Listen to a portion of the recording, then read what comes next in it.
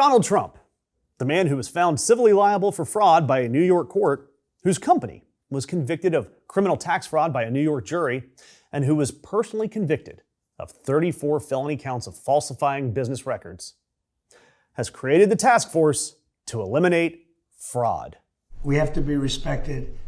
And they left. So I'm going to sign this. We'll take some questions, but let me sign this first before I don't forget. Let's see. Before I decide not to, okay? Yes, sir. I don't forget not to, but maybe I'll decide not to. I would decide not to. If I didn't think they could do the job, I would decide not to. The task force to eliminate fraud.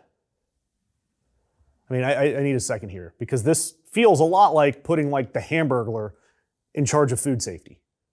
This is like if the guy who burned down your house was hired as a fire marshal.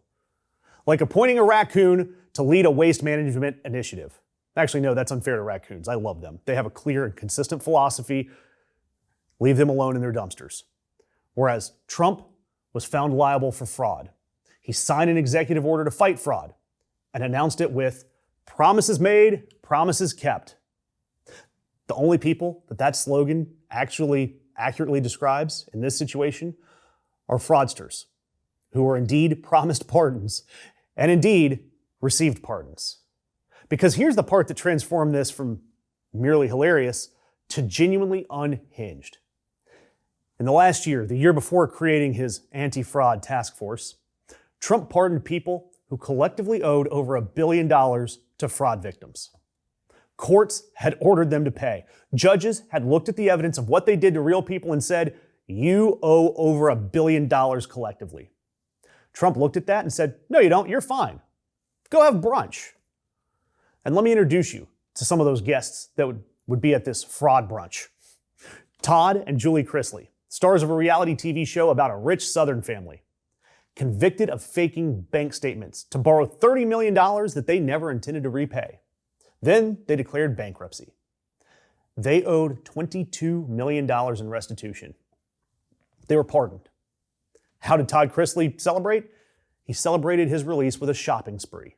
That's right, a man convicted of fraud about money he didn't have went shopping to celebrate his freedom from consequences for the fraud about the money he didn't have. The arc is complete, the circle unbroken. Meanwhile, you have Philip Esformes. The FBI described this as the largest ever criminal healthcare fraud case brought against individuals. He stole $1.3 billion from Medicare and Medicaid. $1.3 billion from the healthcare programs for the elderly and the poor. What'd Trump do? He commuted his 20-year sentence. The White House announced that Esformes had devoted his prison time to prayer and repentance. Fantastic. The man prayed, he repented, and $1.3 billion gone. The Medicare patient still uncompensated. But hey, apparently the prayer was sincere, so whatever. And here's the part that makes my head leave my body and float gently towards the ceiling. This anti-fraud task force that Trump just signed into existence is specifically designed to crack down on fraud in Medicare, Medicaid, food stamps, and housing assistance. Those programs, you know, the Medicare and Medicaid that Esformes robbed blind, the same programs. Trump freed the man who stole $1.3 billion from Medicare and Medicaid and then created a task force to protect Medicare and Medicaid from fraud. And that's just par for the course. This is a normal Tuesday for Donald Trump. I mean, and we've got to mention Trevor Milton here. He founded Nikola. It was an electric truck company. The trucks, they never worked. The trucks actually never really existed as functional vehicles.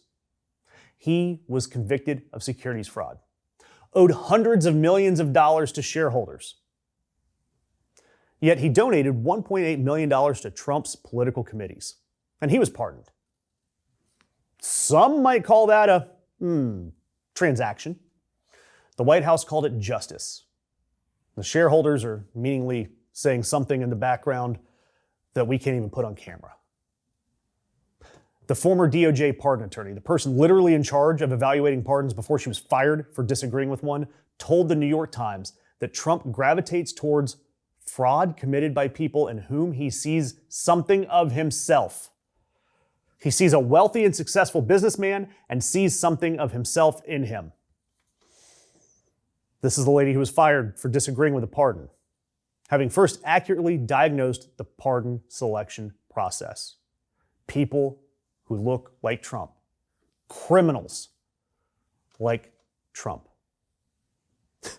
The funniest part is now we have J.D. Vance chairing this task force. J.D. Vance, who famously wrote that book about Appalachia and then has been running very fast away from Appalachia. He is now the anti-fraud czar of the United States. There's no joke there. I mean, I simply want that on the record. J.D. Vance, fraud czar. This task force is going to focus on improper payments in federal benefit programs.